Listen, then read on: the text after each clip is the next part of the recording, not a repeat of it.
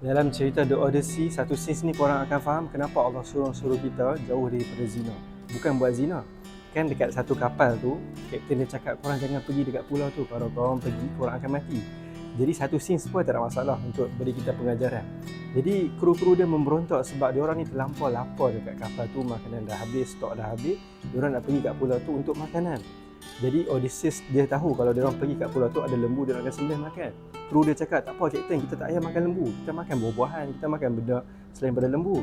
Jadi kapten dia terpaksa ikut, diorang sampai dekat pulau tu, diorang duduk kat pulau tu. Bila duduk kat pulau tu, diorang makan apa yang diorang cakap, makan buah-buahan, makan benda selain pada lembu. Tapi bila diorang duduk kat pulau tu, diorang dah tak boleh keluar sebab ada halangan. Itu korang kena tengok lah. Jadi diorang tak dapat keluar, bila diorang tak dapat keluar, diorang dapat temptation, diorang tengok lembu. Jadi kita cakap, kita cek je dengan perempuan tu, kita kawan je dengan perempuan tu, kita tak ada apa-apa pun dengan perempuan tu. Tapi lama kelamaan, diorang sembelih lembu tu sebab diorang tak dapat tahan godaan yang terlampau kuat sangat. Jadi benda tu bukan berlaku sehari dua hari, diorang duduk kat pulau tu lama sangat.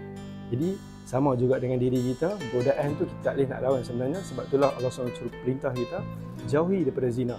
Benda yang paling menarik dalam cerita Odysseus bagi saya adalah bila mana Odysseus ni dia tahu ujian yang akan dihadapi. Dia tahu bila ada ujian-ujian ke depan, bila ujian datang dia tenang.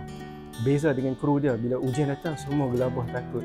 Jadi kita sebagai orang beriman, orang Islam, kita nak tahu ujian kita macam mana. Kita bukan boleh tahu detail, tapi kita tahu yang kita ni lemah. Kita akan ada ujian, kita ada penolong, kita ada pembantu. Daripada mana? Quran. Jadi bila Odysseus tahu, dia tenang. Dia hadapi dengan persediaan, dia hadapi dengan kekuatan. Jadi kita nak hadapi dengan kekuatan macam mana? Baca Quran.